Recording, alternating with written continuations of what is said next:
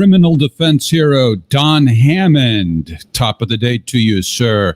So Americans are behaving badly once again in various ways. It started with the killing of George Floyd by an officer in Minneapolis while his colleagues stood by and let it happen. We have some video of that, which we'll show in a moment, but why don't we start by just saying good afternoon to each other, and what did you think of that incident in Minneapolis? Well, good afternoon, Jeff. It certainly is a tragic day anytime there's a life taken by law enforcement, and this is certainly one concern with all of the various laws that we have. Whenever there's a law enforcement response, there's the potential for lethality in that situation, and police are put in incredibly difficult situations, and sometimes they overreact.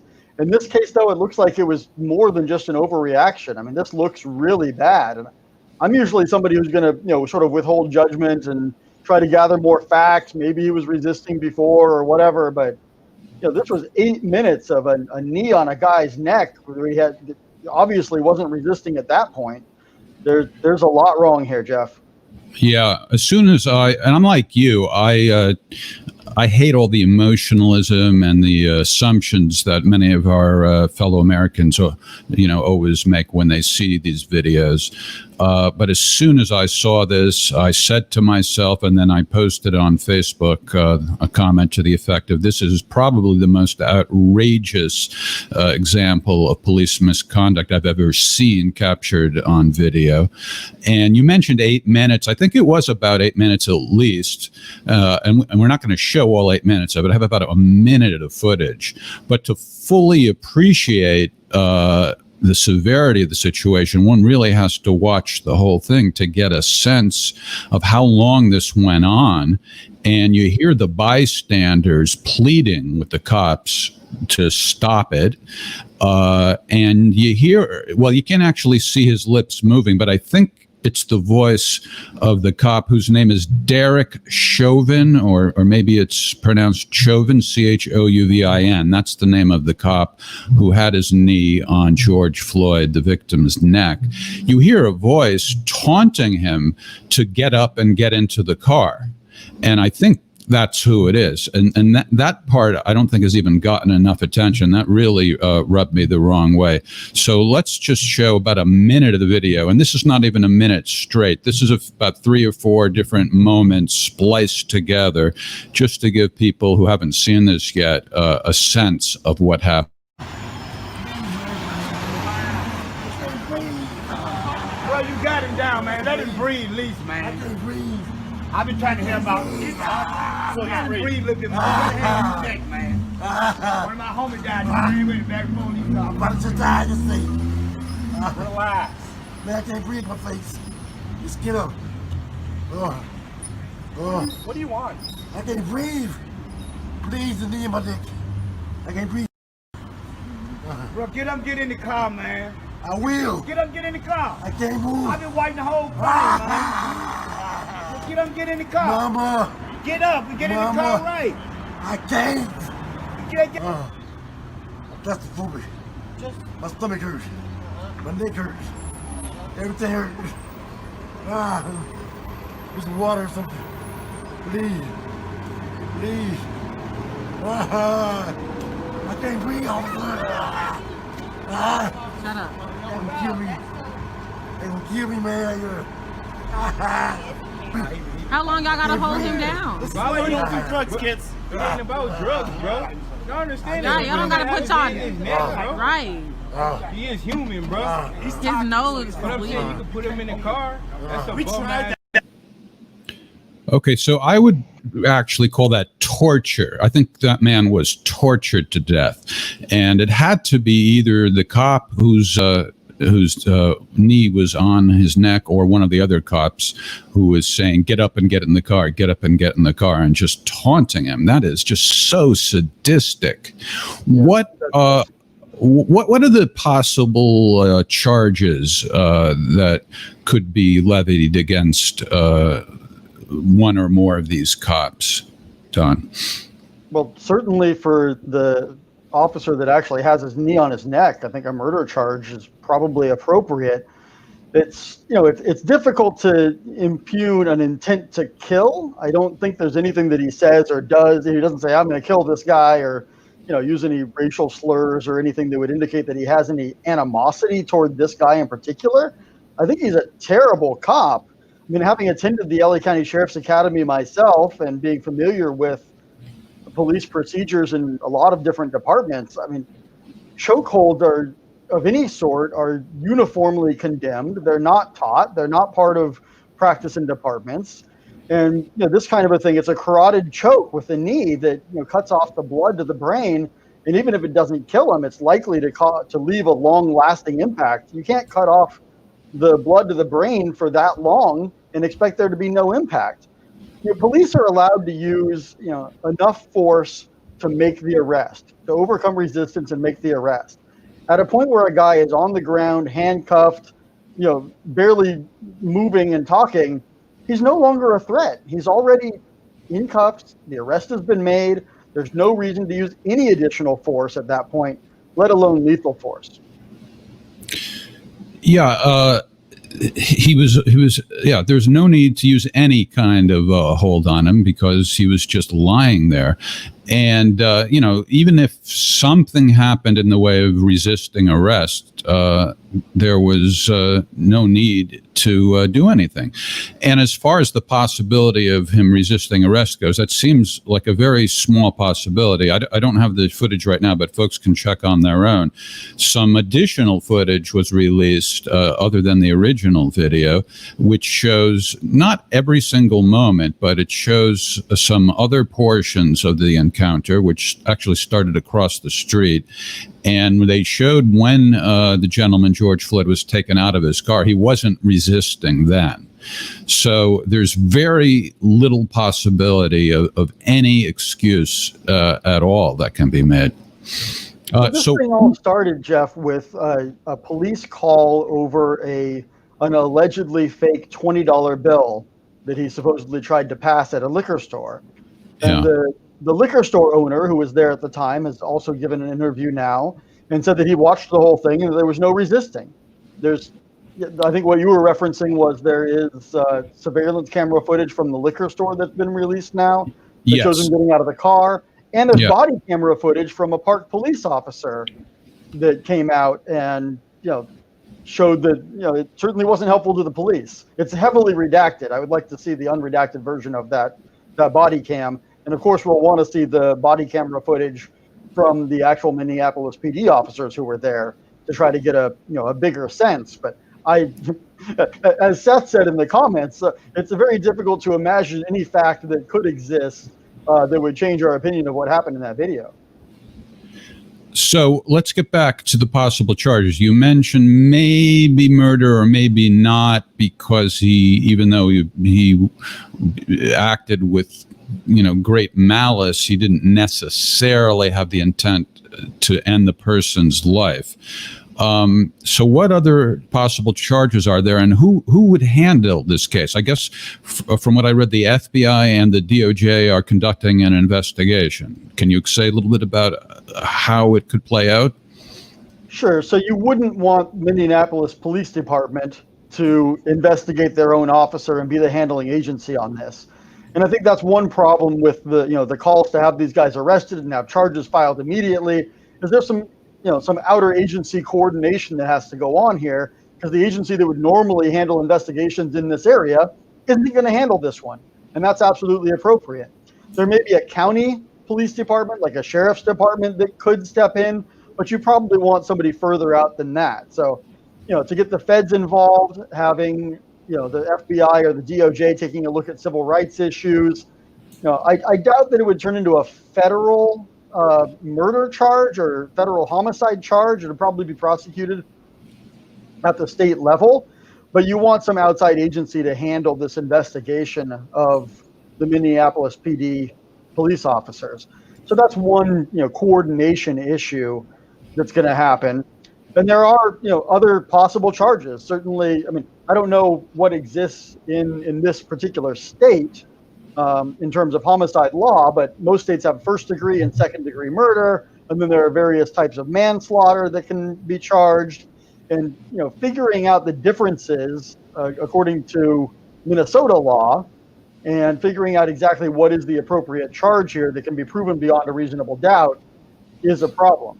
It's going to take some time to figure out what the appropriate charge is, if anything, once people are able to review all of the appropriate evidence.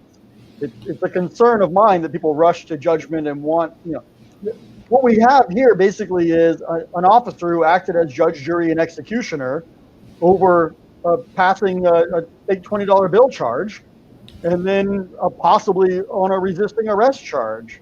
And we don't want, in the court of public opinion, people want to act now as judge, jury, and executioner to, immediately grab these officers and, punish them immediately. And, justice just doesn't happen that swiftly in a country where we do have due process and where, there's going to be a process here. I don't think these guys are running anywhere. I think it probably is appropriate to file something. And, we need to let the authorities that handle that figure out what that is.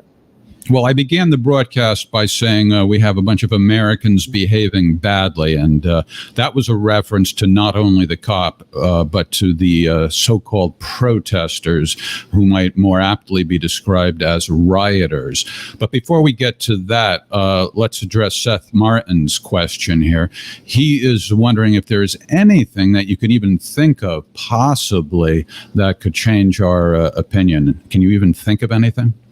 Not in this situation, Jeff. Even if he was resisting, swinging at cops, there's no evidence that he was armed. Certainly at the point where he's on the ground, already in handcuffs, the situation is over. The fight is over. It's time to get up, put him in the car, and do what you need to do as officers. But this is, again, I don't know Minneapolis law that well, but I suspect trying to pass a $20 bill is just not the type of crime where you're usually going to even have an arrest. You're going to cite him out for a court date 3 months from now. That's what would happen in LA anyway. Right. Especially if nobody has a reputation for passing phony bills. It's exactly the sort of crime that that's not even a crime in the sense that the person who has it didn't even realize it was a counterfeit bill. Well, this guy was visiting from Houston. There's certainly no prior reputation in the community. It's not like the cops recognized this guy and said, "Oh, we're going to get Floyd this time." He's there as a visitor. Right. Unless it's obviously a monopoly money or something, I don't start examining every single bill that's in my wallet to see if it looks real or not. So it's really a nothing crime. I would love to see this phony bill. But anyway, it wouldn't excuse it, even if it looks obviously phony. All right, let's get to the bad behavior apart from the police. We have a lot of violence breaking out across the country, starting in Minneapolis and the surrounding area there. And we also have folks who, many of you have probably heard about this, a Target store. And no pun intended, but maybe they shouldn't name their store Target, because indeed it was targeted. This was used as an excuse to loot. Oh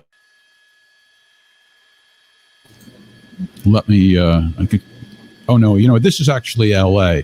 So this was a protest that broke out in L.A. Here we go. You've got I think that's a CHP car, and you have protesters sitting on the car, and the cop probably just feared for his life and drove away. Then you have another cop who seems to be concerned about that person. And then look what these animals do to the cop car. This guy smashes the rear window, and again, the cop takes off for fear of his life. Now, this is in Los Angeles. What is going on, guys? Unbelievable. This is in Los Angeles, which isn't even where it occurred. What are the options of police officers when they're in a situation like that, Don? Well, I certainly understand the outrage of people over this situation and so many others. Just a few weeks ago, we had a guy shot who was running down the street. And, it's just, I understand the outrage, absolutely. But I don't understand what good people think they're doing by inciting additional violence. Certainly by looting stores or rioting or trying to, stop the police or ride on the hood of their car. What good is going to come of that? You're going to have more injuries and more problems. in terms of what you asked, is the police options. Police officers are never required to put themselves in danger. They're not required to sit there and be a target like that. Driving away with people on your hood is tough, but when you have an angry mob who's breaking windows or trying to get to you, you drive away. You get out of that situation, call for backup, and then go back in when you can. Same thing. You arrive on scene at a house in a domestic disturbance, and there are bullets flying out the window. You're not running into that house. You're going to wait outside, get at a safe distance, call in appropriate backup, call in a chopper, cordon off the area, and wait till you can plan an appropriate response. That spur of the moment situation, get out of there.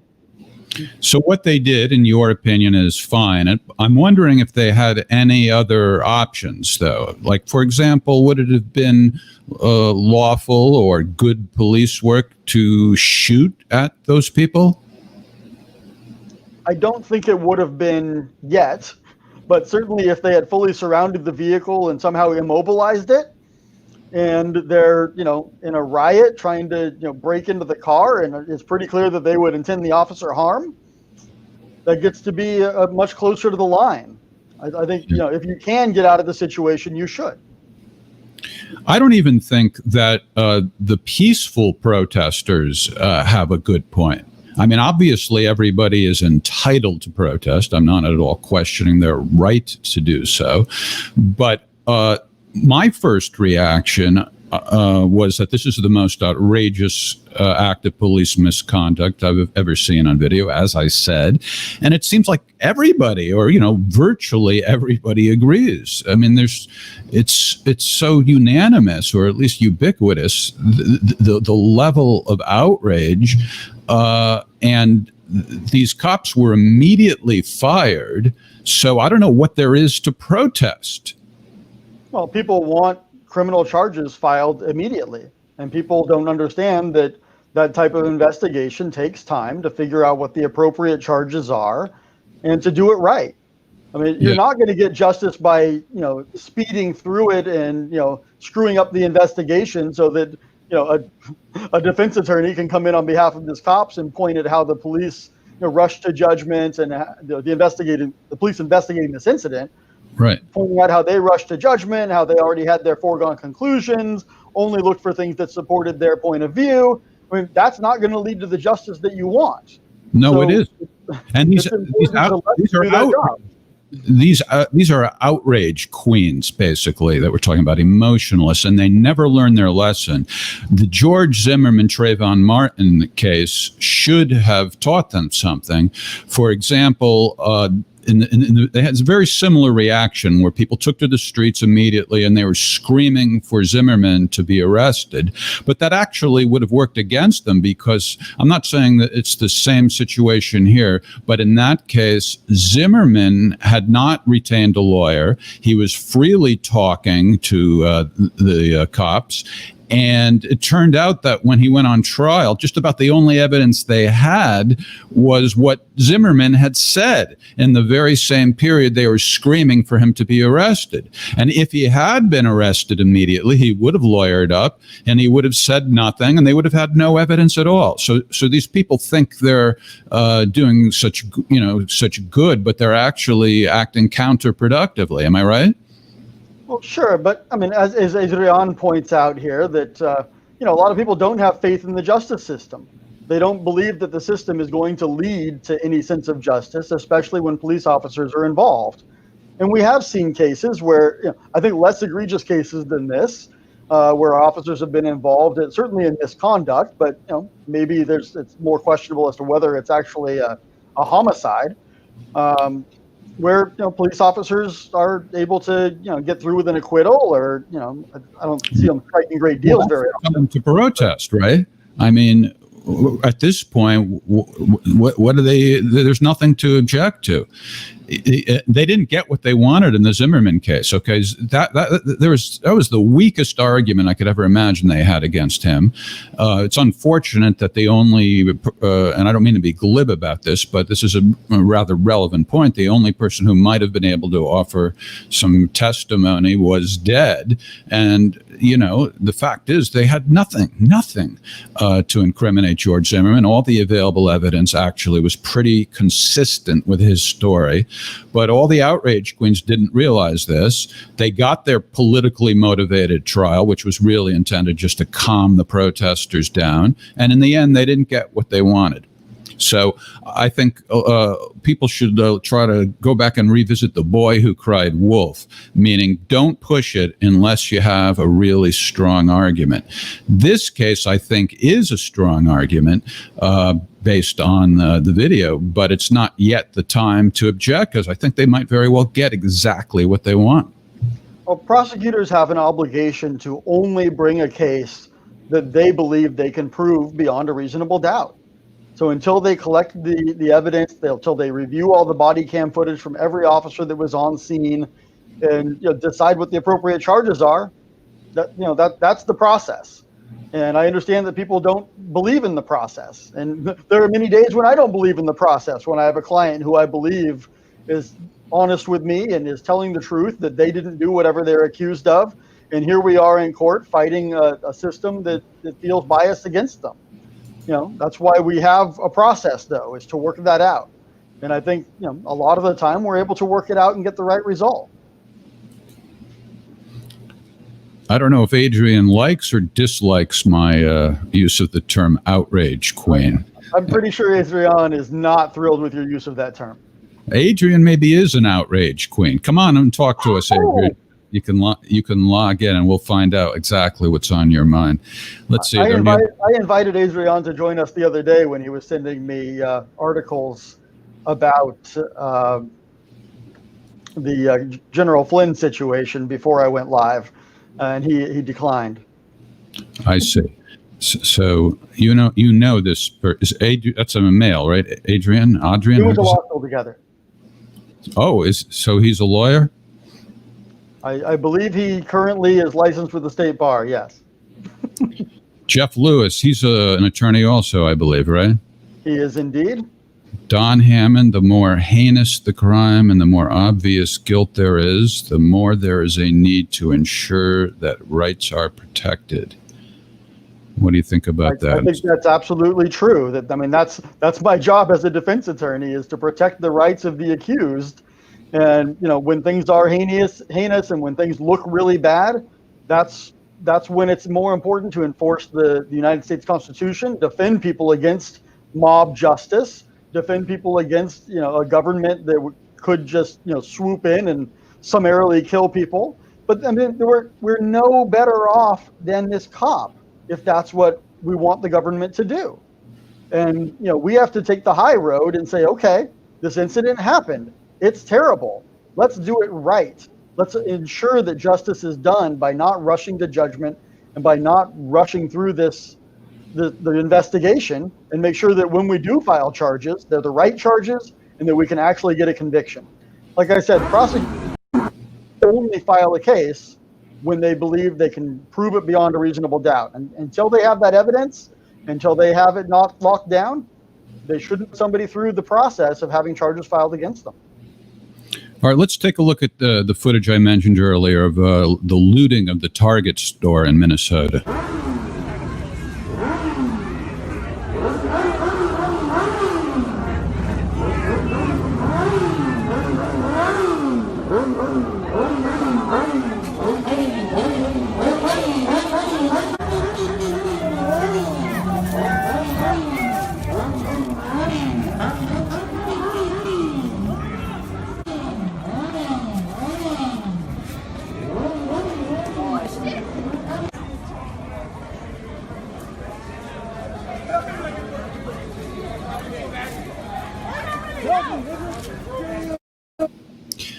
I actually had a similar thought about this footage as I did regarding the incident with the cop and George Floyd, which is that to fully appreciate it, you have to watch it for several minutes, because this went on for a long time. It didn't look like any of these nice people feared arrest or anything. And I wonder if it's if the police are a little bit gun shy, so to speak. Maybe that's the bad choice of words. But do you think the police might be holding back a little bit, and that's emboldening people to loot? Or do you think they just didn't happen to be around at the time, and these folks would have been arrested if the police were nearby? This behavior is completely baffling to me, Jeff.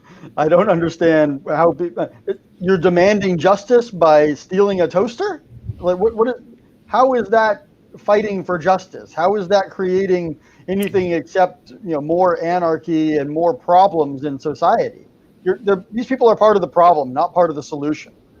And the police are going to hang back when there's a mob situation like that until they get enough officers and enough critical mass that they feel like it's safe for them to go in and break it up. Again, they're not going to put themselves in danger for what amounts to a non-violent crime with people going in and taking stuff from a store. There's no violent situation there. There's no reason for police to put themselves in any danger to stop it. The good news is there's video, and I'm sure police will be looking very carefully at those videos to identify the people who were doing that, and charges certainly may be filed against those people in the future.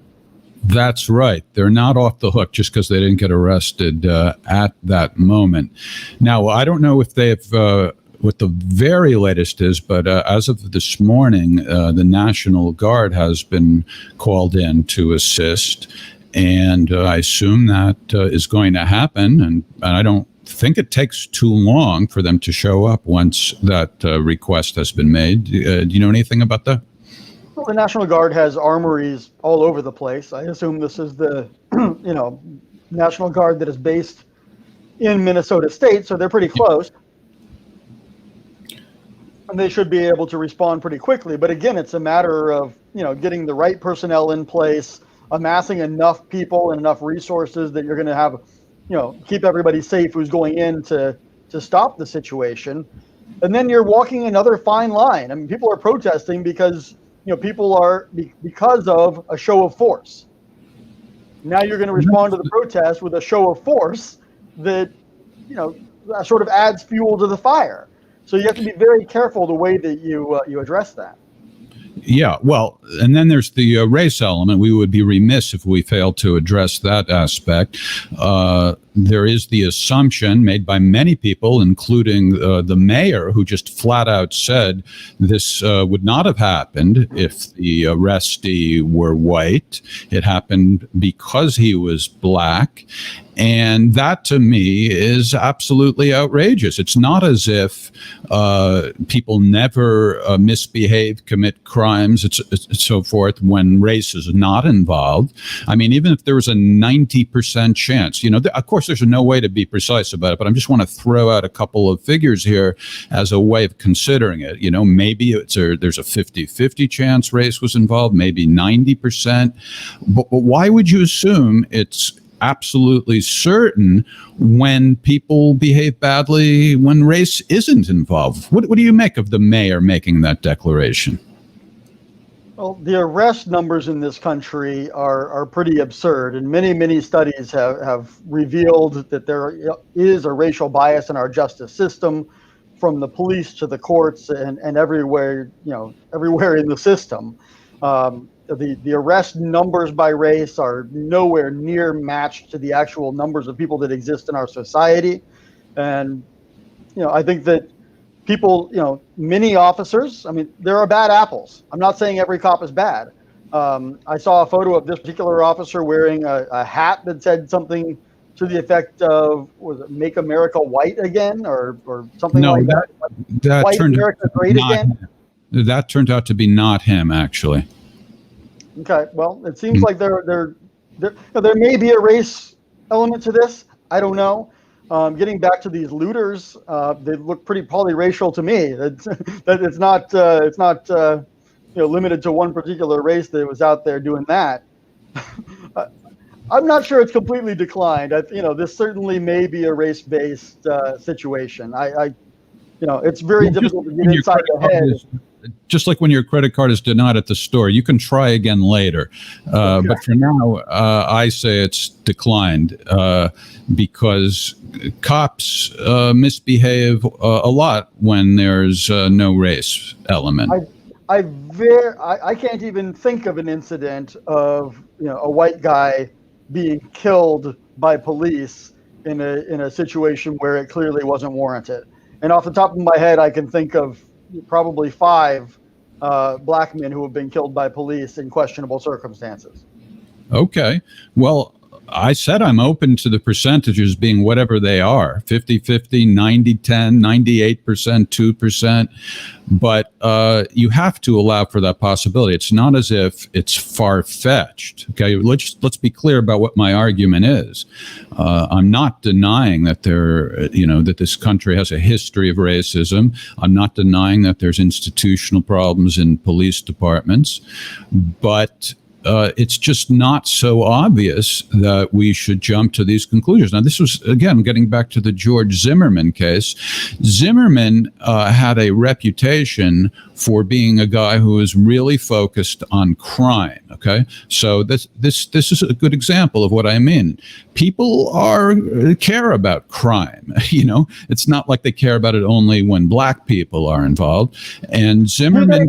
They're going to show that they care about crime by going out and looting a Target and by impeding police cars and jumping on them and breaking windows. This is how people choose to demonstrate that they care about crime? Well, not those people, but I'm talking about some people like Zimmerman and why it made no sense to assume he was a racist. So I don't know. I mean, you can't go by percentages. It's okay to have a conversation about percentages, but what's not okay is to assume that a particular person is guilty. The other thing is, as I said earlier, and I think we both agree on this, Don, most people are outraged by this. So I don't know who I don't know what people expect to happen. Let me ask you another question about this. Again, I understand to some degree racism still exists and still a problem with police in particular. But is it getting better or is it getting worse? My impression is the situation is vastly improved and that a lot of police departments across the country have police officers who are themselves minorities, whether it's Latino officers or African American. And it just seems a lot better now. It's a lot less likely that people are going to think they can get away with a racist behavior, even if they might still have some bias within them. What do you think?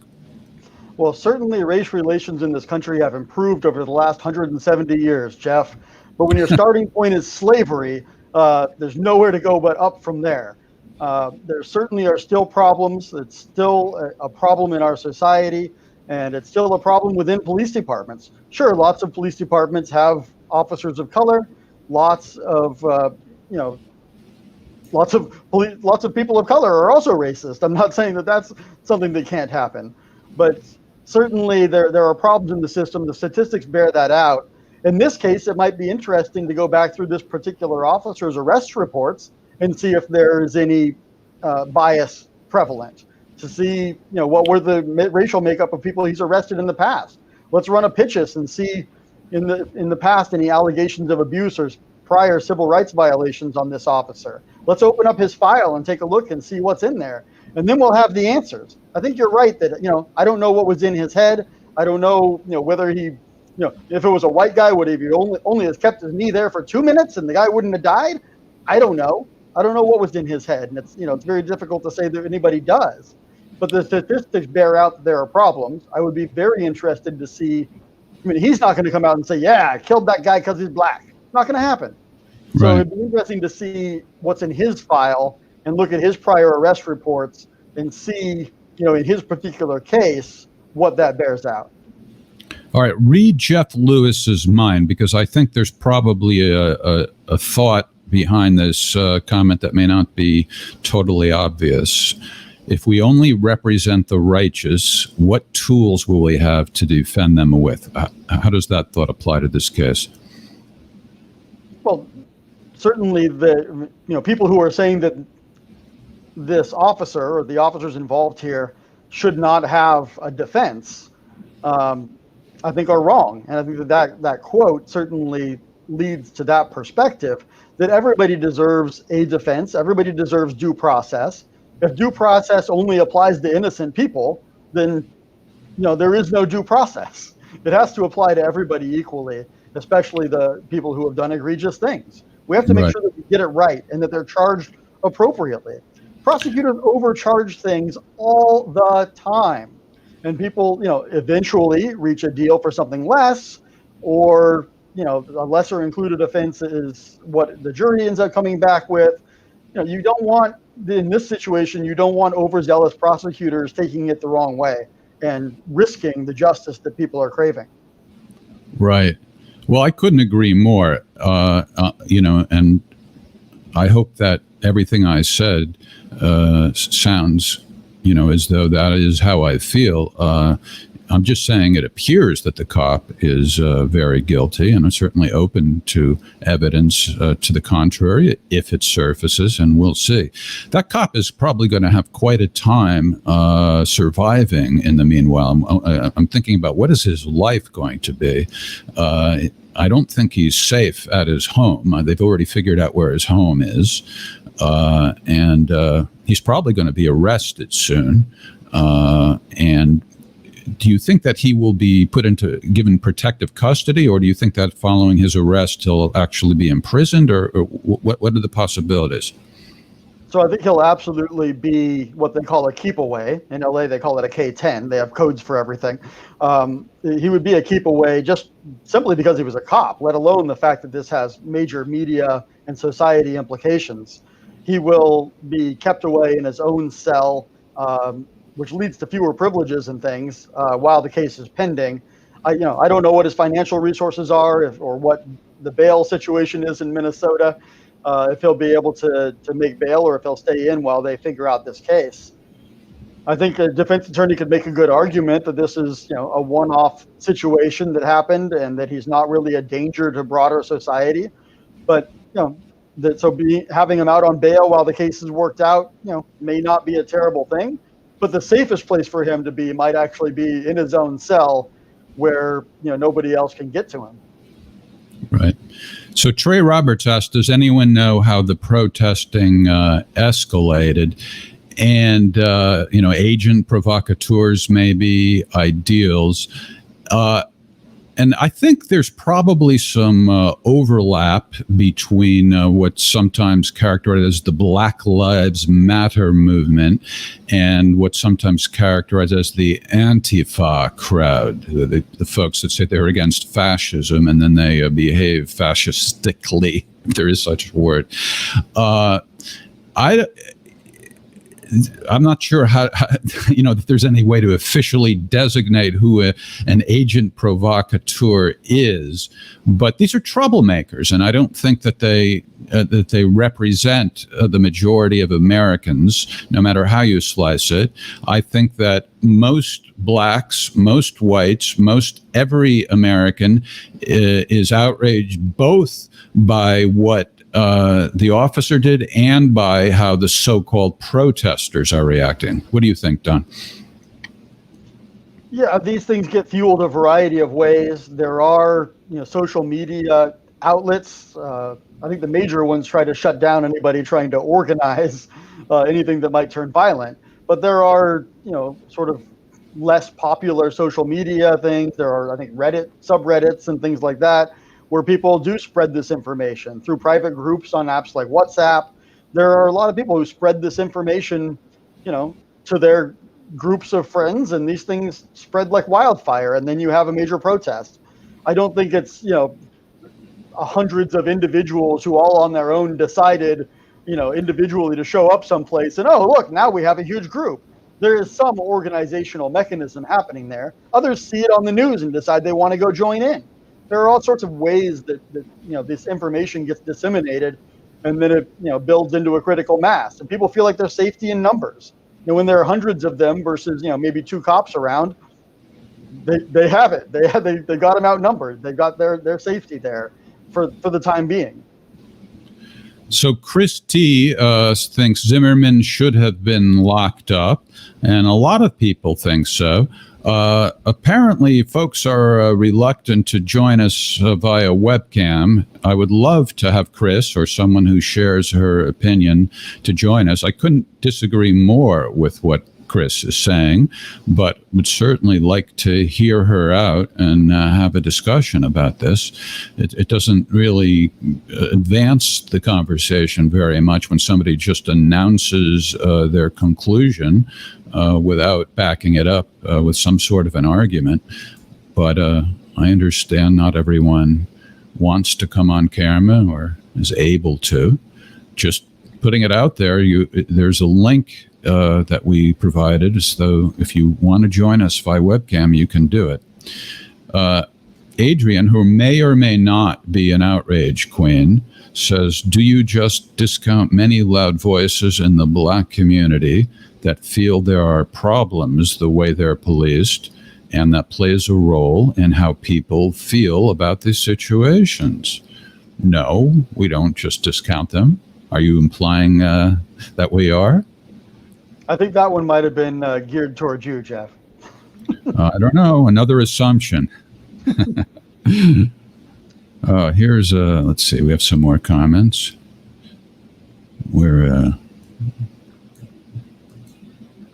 Jimmy Caples, who's from the South.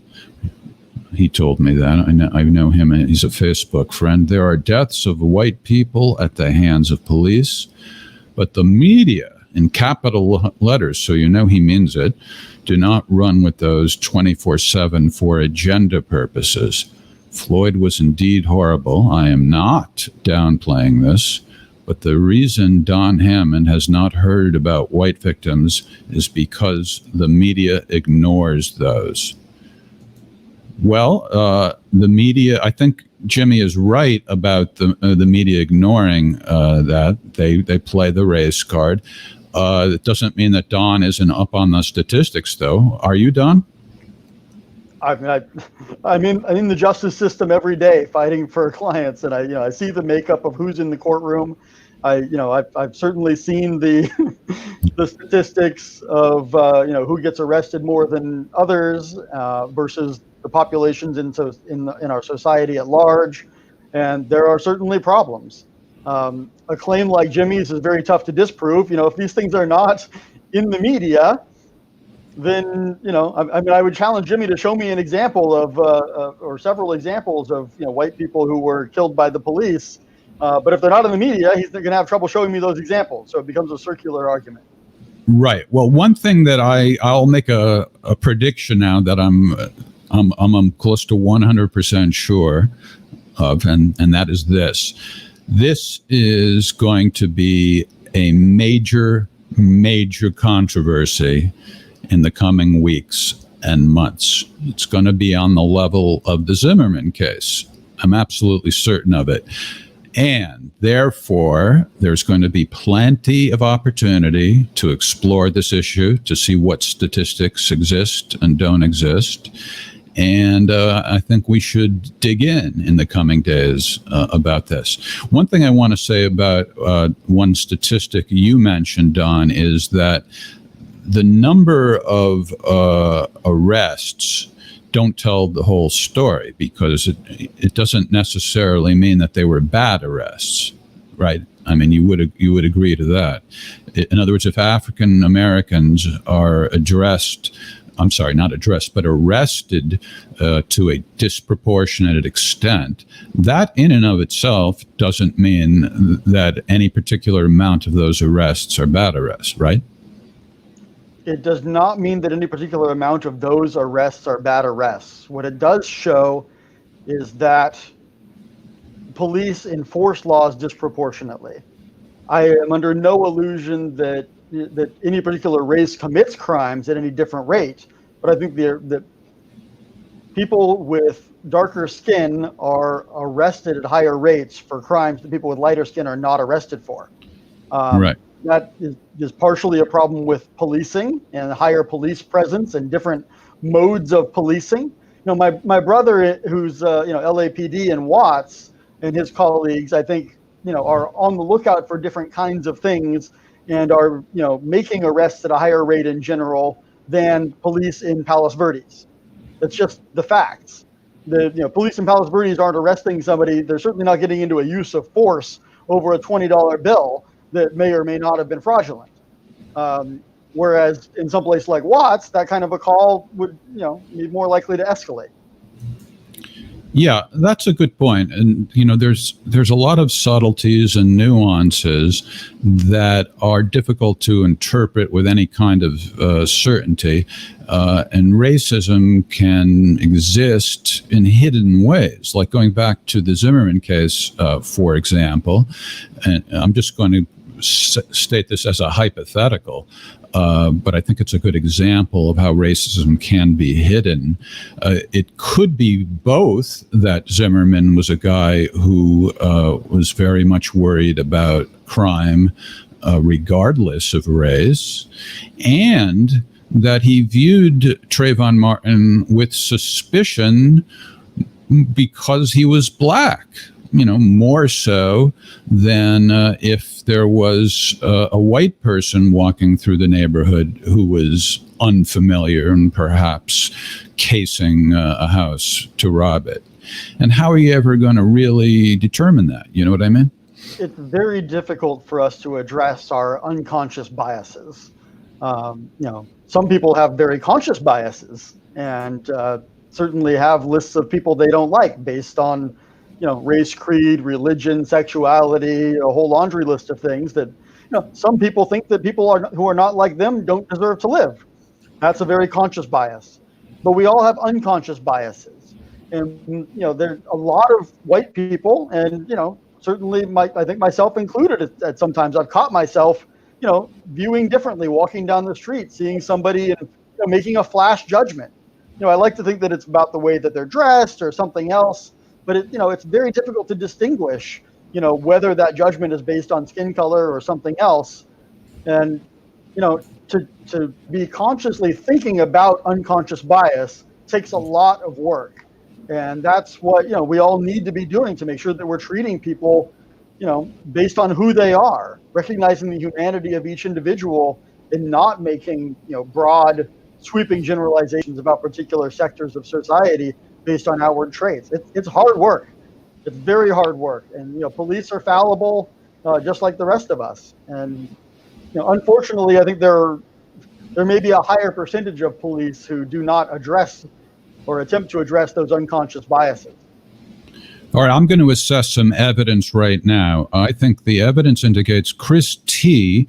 might be an attorney also, or somebody who's a professional in the law enforcement world, because she's using some shop talk here. Can you translate for us, Don? I don't know what a ME report is. She says, waiting to see what the ME report says the cause of death was, and if it will be listed as murder. What does that mean?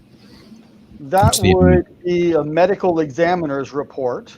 And generally, a medical examiner's report is, they may, but generally they're not going to say murder is the cause of death. They're going to say asphyxiation or, lack of blood to the brain, whatever the medical term for that is. A medical report might say, death by gunshot wound. A medical report might say, death by ingestion of cyanide. But usually it's not the ME's job to say that it was murder. That's up to the justice system. It may say, I'm trying to think of ME reports that I've seen, if they've ever said, I think that some of them have said homicide. I don't think I've ever seen one say murder, because murder is a particular type of homicide that is, a legal distinction. So that I don't think the ME report will say murder. It'll probably say, asphyxiation, or maybe because of the blood being cut off to the brain, maybe that triggered some sort of cardiac involvement and he died of a heart attack. There may be all sorts of medical causes of death that are linkable to the officer's conduct. All right, I'm loving Chris T, even though we disagree about the Zimmerman case, because she said she's loving this discussion and she can't figure out how to follow me or you or both of us. Chris, I think you should devote yourself to figuring out how to do that, and I bet that it's not going to be the most difficult task to accomplish. And here is an answer to my speculation that she was an attorney. I said an attorney or somebody in the law enforcement. Well, your average person doesn't talk about an ME report. So that's just a guess. I could be wrong. It happened once before. I was wrong, I think, in 1985 about something or other. But since then, I've been right about everything. Adrian, who may or may not be an outrage queen. Statistics, however, don't demonstrate treatment. I'm not sure what that means. I'm having trouble interpreting that one too, Adrian. But it came in at a time when we were talking about the statistics of racial disparities in the justice system. And statistics certainly don't mean that a particular thing was happening in a particular case. But there's certainly some validity to look, because nobody's going to admit in an individual case that, I did that and it was race-based. You're never going to get that. So we have to look at the statistical analysis and, figure out how we can do better as a society. Seth Martin claims to be laughing out loud, but we do not have any video evidence of it. So he, in fact, may not be laughing at all. But allegedly, he's chortling in some fashion about the notion that you may not know about something just because the media doesn't cover it. So I agree. Don is... Very few of my clients make the media, including homicide cases that I'm currently working on. That one of them had some very light media coverage, but I try to stay out of the media. You're welcome, Chris. I think you and I should share a summer home, by the way, Chris. So let's start figuring out where that's going to be. Maybe Malibu, or if you want the East Coast, Fire Island, something like that. And we'll keep an appropriate social distance and wear surgical masks or whatever is required. All right, Don, I think we might have covered it all, at least as far as where this controversy exists at this point. Do you agree with my prediction that this is going to be a Zimmerman type controversy in terms of its magnitude and how long it stays with us? What do you think? I think the magnitude is there. I think there's a lot less debate here. I haven't seen anybody say, "Oh yeah, that's cool." Within these cops. I'm sorry about that. I meant to do that. With respect to the Zimmerman situation, there was some back and forth. There are people who believe that he was fine, and there are people who believe that he should be locked up.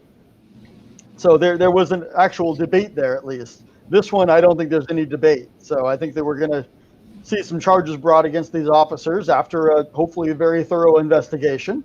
And I think that's going to happen pretty quickly. The case may drag on for 2 or 3 years. But I don't think that these are the kinds of, Zimmerman has continued to make the news in the years since for doing all sorts of, stupid things that have drawn attention to himself. I don't think these officers are likely to do that. So it's not going to, keep stoking the case as much as we saw with Zimmerman. All right, Don, well said. I'm not going to disagree with any of that.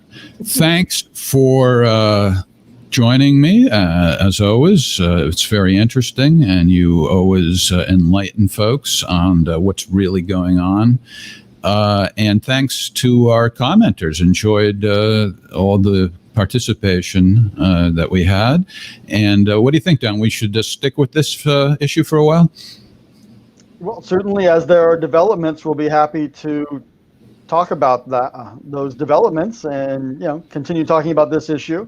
There are also interesting things happening in the news with respect to Trump at least threatening an executive order related to social media. That's something we can talk about soon. That is bigly. That's a huge issue and very interesting. In fact, maybe that should be our next episode. Almost as huge as China. Yeah. that is another issue. I don't know about that. China really involves much in the world of a legal issue, though. But I was just mocking Trump's way of pronouncing these things over the years. Yes. All right. Thanks again, and we'll talk soon. All right. Have a good one, Jeff.